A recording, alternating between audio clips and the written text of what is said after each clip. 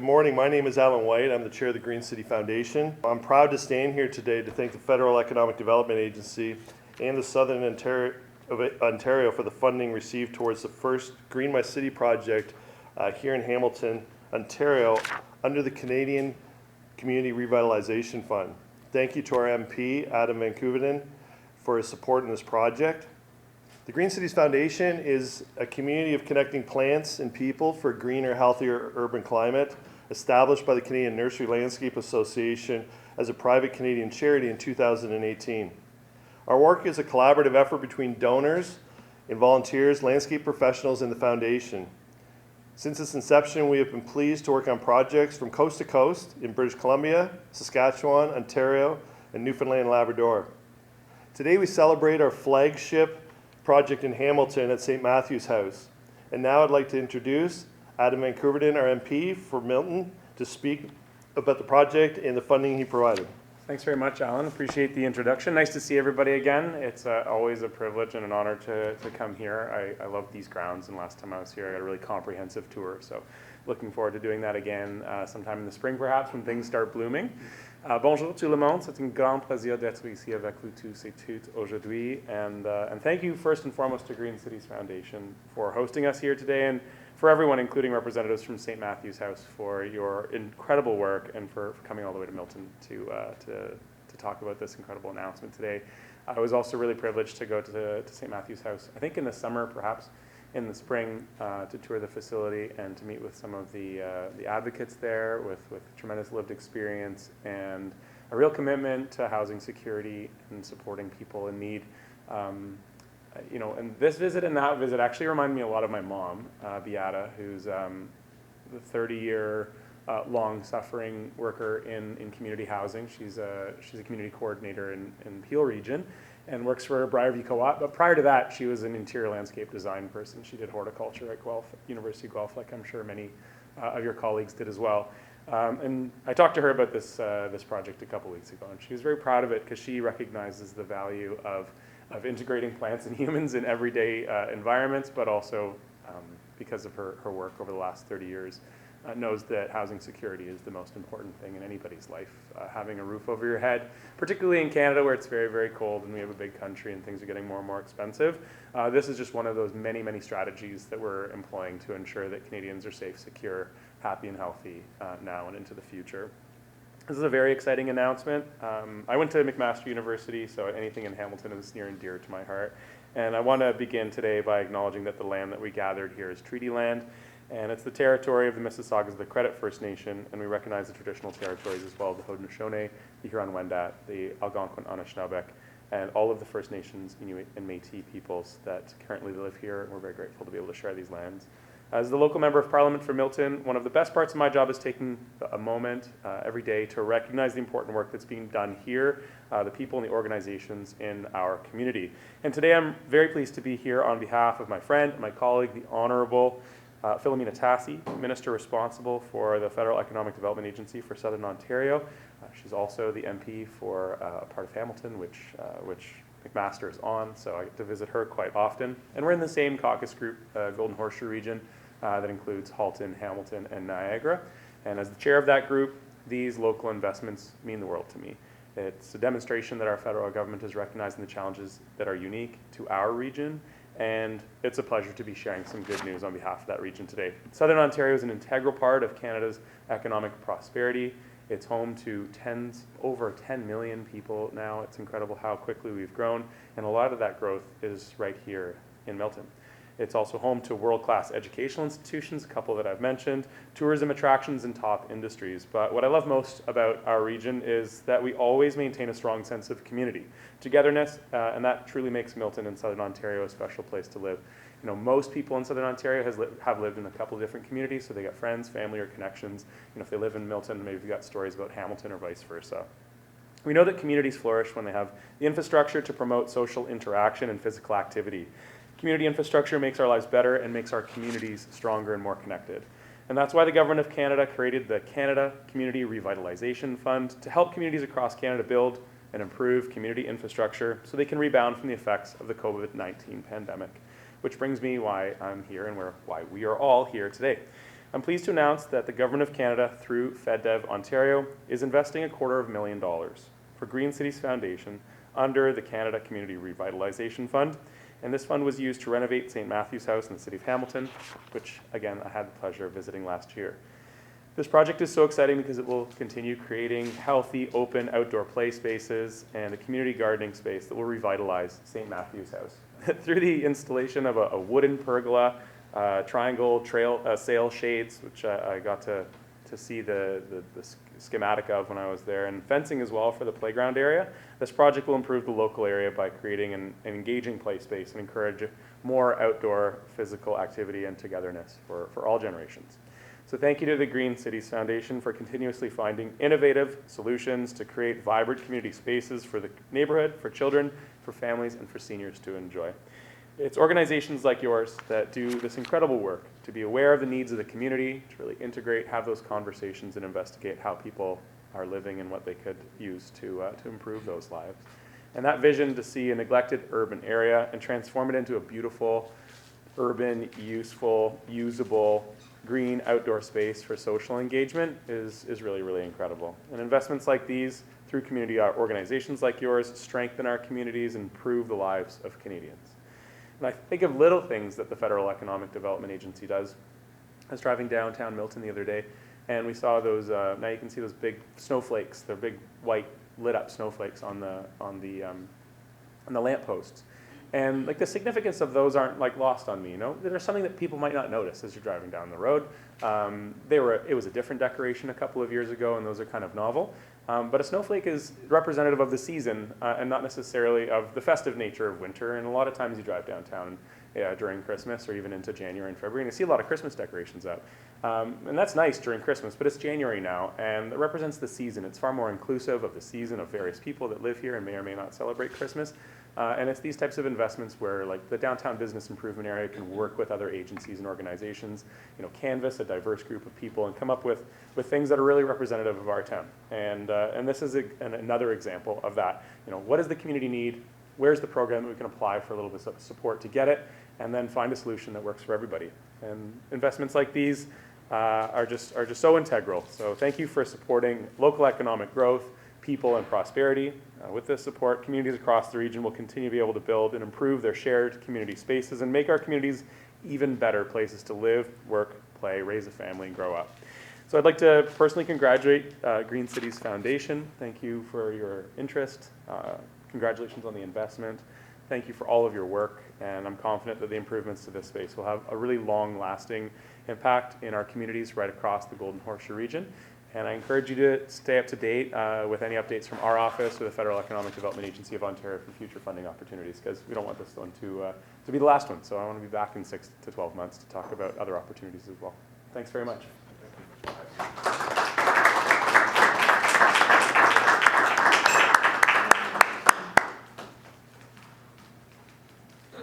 Excellent, excellent.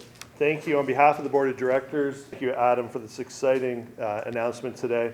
The Green Cities Foundation, with the help of our partners, including the Federal Economic Development Agency of Southern Ontario, RBC Insurance, and Landscape Ontario's membership that was instrumental in assisting us to create this space in Hamilton.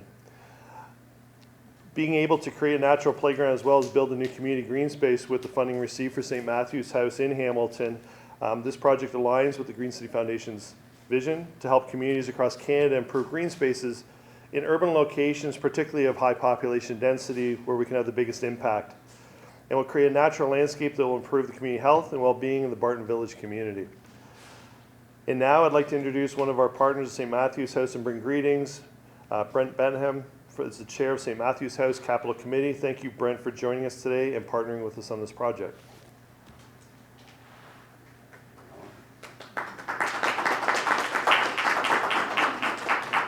My name is Brent Bentham. I am on a board of directors, rather, of St. Matthew's House. Have been in that position since 2018. I am very honored to be here today, to have been invited to this event and to express, on behalf of St. Matthew's House, our heartfelt appreciation for the efforts of significant persons in this room. I would be remiss if I did not mention that Renee Wetzlar, our fearless executive director, cannot be here today. She's dealing with some important family issues. She would be here if she could, and has very much been in the forefront of getting this project to its almost conclusion, and it's very exciting. So St. Matthew's House, this is not a pitch for St. Matthew's House. I just want to give a bit of background behind who we are. We are a nonprofit organization supporting persons who live in the area of Hamilton with the greatest need, the shortest life expectancies, et cetera, et cetera. But as our motto says, it's a place where hope lives. We've been established there for over 50 years in the community, serving the residents. We do two things. We support children through our Children's Child Care Center, serving kids 0 to 5 years of age, many special needs folks, and people who work in that line for us are very impressive, very committed. Second part of what we do is support seniors. Seniors in that area of town, with all due respect to Shoppers Drug Mart, is 55 and over. So that is because of the reduced life expectancy. So we try to the extent we can, through a small but very dedicated staff, keep seniors housed, deal with issues of food security, and provide them with connections to other supports in the community. As most, if not all in the room know, one of the big issues relating to seniors is the issue of isolation, and it really has a negative impact on health. You say, enough about St. Matthew's House, what about Green Cities? This is what I say to you. We were very lucky. In fact, at the ripe old age of 64, I'm a believer that there are miracles that happen. In 2019, our organization was involved in the renovation of our child care center. We were making it wheelchair accessible. The elevator had to be installed on the side of the building. We did a bit of digging in the parking lot to install the shaft and ran into an oil tank. This, for people like myself, who was newly on the board, became a matter of concern. Is this going to negatively affect our ability to serve the larger community? And as I say, there are miracles that happen. The miracle workers are in this room, the Green Cities Foundation. Through our executive director establishing connection with Green Cities Foundation, they were able to come up with a solution, the removal of the tank, remediation of this property, and not just that, but as we will see, a beautiful remake of the area. So I say St. Matthew's House was fortunate enough to be selected by Green Cities for, as they say, their flagship project. The work that Green Cities has done to this point, it's almost done, has, and I say this sincerely, has been transformative, not just to our organization, St. Matthew's House, but the larger community, which we want that community to become engaged with the improvements that have been made. So there are two main parts to this project that relate to our core missions. First of all, the playground has been made over. It is, and used to be called by our executive director, the saddest playground in all of Hamilton. It has now been transformed into the coolest playground in all of Hamilton. Coolest in every sense of the word. Natural playground, shade covering. Kids are very excited about it, and the workers that are so involved with kids. So they're very excited about this for years to come. Second part about this, though, it does, and this relates to the good work that Green Cities has done. They've reclaimed part of our parking lot, a good part of our parking lot, actually, which used to be characterized by, the only way you could describe it is it was a cracked and heaving mess. So it now has been transformed into a green space with native trees, sitting areas, which will invite not just the friends of St. Matthew's House, the neighbors, people in the neighborhood, and almost, if not more importantly, St. Matthew's House recently has been the beneficiary of federal dollars through the Rapid Housing Initiative to build 15 units of deeply affordable housing for seniors 55 years and age or older, directed at, or our target group is racialized persons, Indigenous, Black Canadians. What better timing than to have this beautiful space that is virtually on their doorstep or on their backyard. Our housing project is anticipated to be completed later this year, and it is, as I say, one can, seeing the good work of Green Cities, believe in miracles.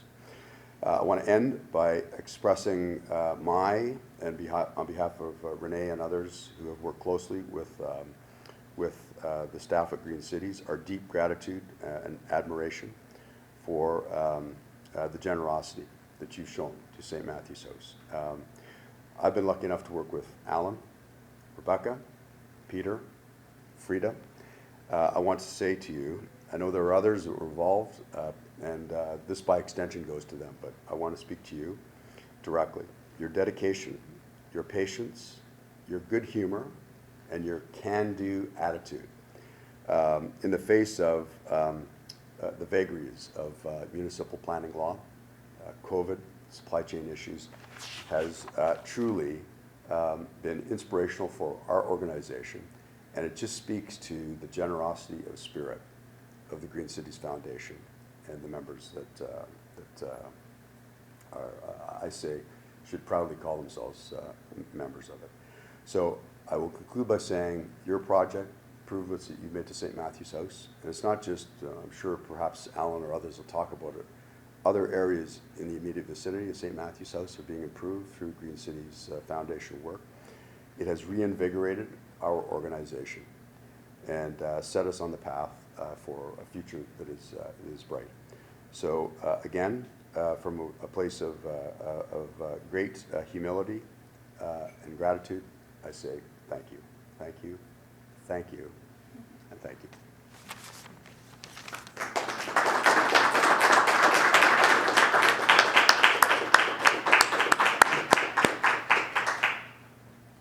Thank you very much, Brent, for sharing those words and sticking with us throughout the past few years. It hasn't been easy. In a lot of ways, it's true of everybody involved with the project. So it was anticipated, a lot of the Green City Foundation projects look to have immediate, not just impact in the community, a very quick transformation so that you can experience what it is to immerse yourself in it. Another big piece of it was our commitment to community engagement. And starting this right at the front of COVID, it was great to have the federal support as part of the revitalization, but it just took so long because of our inability with our partners and with the community and the folks at St. Matthew's House and the children, that was always inspiring to see them glued to the window, watching what was going on outside, wishing they were outside with the equipment and with Peter's crew and others, as opposed to being inside. But we persevered through it. We're at a place and we're excited that we can go back in the spring and have a community planting day. We had a great kind of ramp up to that in the fall. Probably one of the most magical pieces in all of this was working with our partners at RBC Insurance, some of the children from St. Matthew's House, some of the children from our partners, and going around and meeting 250 of the neighbors and giving each of them a plant that explained what we were doing within the community and how important it was for them to be involved. So we're looking forward in the spring to having a big event where everybody can come from their houses now to St. Matthew's and immerse themselves in the experience that for many reasons we had to keep somewhat small in scope and manage within our group. But throughout the past few years of sticking together, we're excited to wrap up this spring and see that community enjoyment in this new green space. But to really kind of share a personal experience and the work that goes on behind the scenes, because as we just learned, a lot goes into it. But Peter Gannan from Oriole Landscape has been our project lead on this. Peter and I go a long way back, even to St. James Park in Toronto many years ago. Peter and I had the pleasure of working together to revitalize that park. So Peter's been a passionate leader and a real caring community contributor to these things happening. So Peter, maybe you can go up and share a few words and share the project. Thanks, Alan. It is a pleasure to be here to welcome Adam and accept the generous gift. I'd like to share some of the slides, maybe show some of the progress that we've made so far. At the beginning of the project, we started with a asphalt jungle. We had a playground with pylons hiding some metal brackets on an old foundation to the playground. It was perhaps the saddest playground in Hamilton. Very little shade as well for the kids, very little in terms of plant material as well. So in the summer of 2021, we were able to do a lot of the preparation of the garden beds, preparation for the interlock areas, the new paving, and we installed some naturalized seating and trying to connect the kids with more natural materials. In the summer of 2022, we actually got to get some momentum in the project, and we had a tree planting day. We had new gardens going in. We prepped for the interlocking stone. We planted trees, shrubs. We added shade sails. This is in June of 2022. We had a community planting day.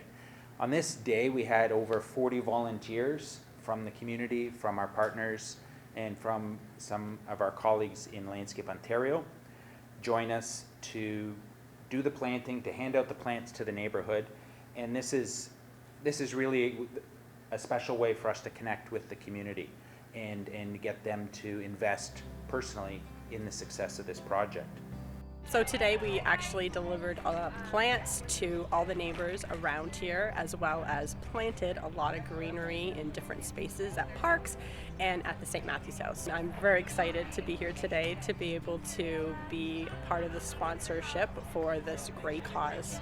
Today's kind of the midway stage in the regreening of Barton Village. That includes Woodland Park, Birch Park, and here's St. Matthew's House and the daycare center. So it's just one of many steps to ultimately reach the dream of this community, to have a greener environment in which everybody can participate and enjoy. What was done today by dedicated, trained people was beyond anything we could have done as a community with a few volunteers. So that expertise and experience and willingness to work that hard just shows their investment in the neighborhood as well. Their involvement in the community is just so important to us. We were able to get them all cleaned up, mulched. It looks absolutely fabulous. I just don't know how to say thank you. And I'm actually at the point where I feel like crying. I'm so happy. This project is for seniors in daycare, as the Woodland Park is around the corner for the greater community. And then the Birch Park is a community food garden, so it allows some of the local charities to help feed the community here out of that garden. So each has its own purpose and uniqueness, but ultimately they all align and participate in the mission of the Green City Foundation to connect the plants with people.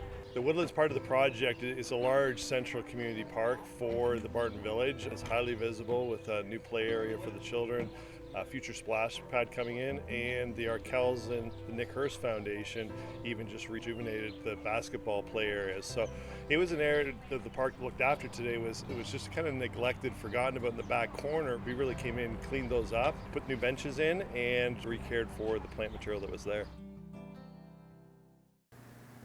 That was great. It really captures the spirit of the day, and it was a hot day, so there really was sweat equity that day. So we came back in the fall to complete some of the infrastructure work to prepare the front courtyard area where we're going to have more of a community gathering space.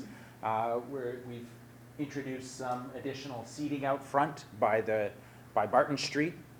We have prepped for irrigation and lighting and some planting, and we look forward to having another community planting day this spring, where we can again invite the community out to complete this project and then officially open it for the community at large, and it's very exciting.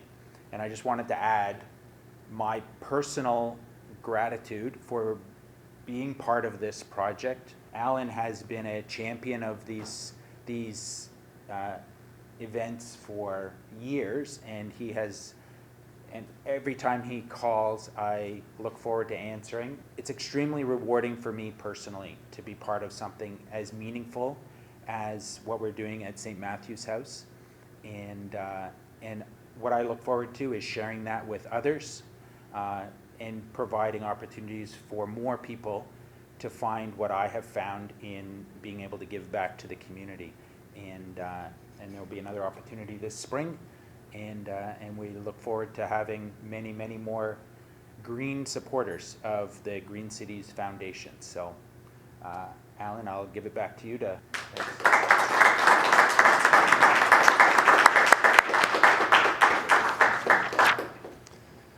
Excellent. Thank you so much, Peter, for sharing the project overview with us. As he said, stay tuned as we plan the final phase in the spring, as well as another community planting day in the greater Barton Village. We hope that by building projects like this across Canada, we can help educate the public and our elected officials on the value of green spaces, the impacts to the community that they can provide, helping to mitigate climate change by cooling our cities, improving our mental health of the residents, filtering the water, improving stormwater management, but most importantly, providing the very clean air we all deserve to breathe. Thank you to everyone for attending today, helping us connect plants and people for a greener, cooler, healthier urban climate. Thank you.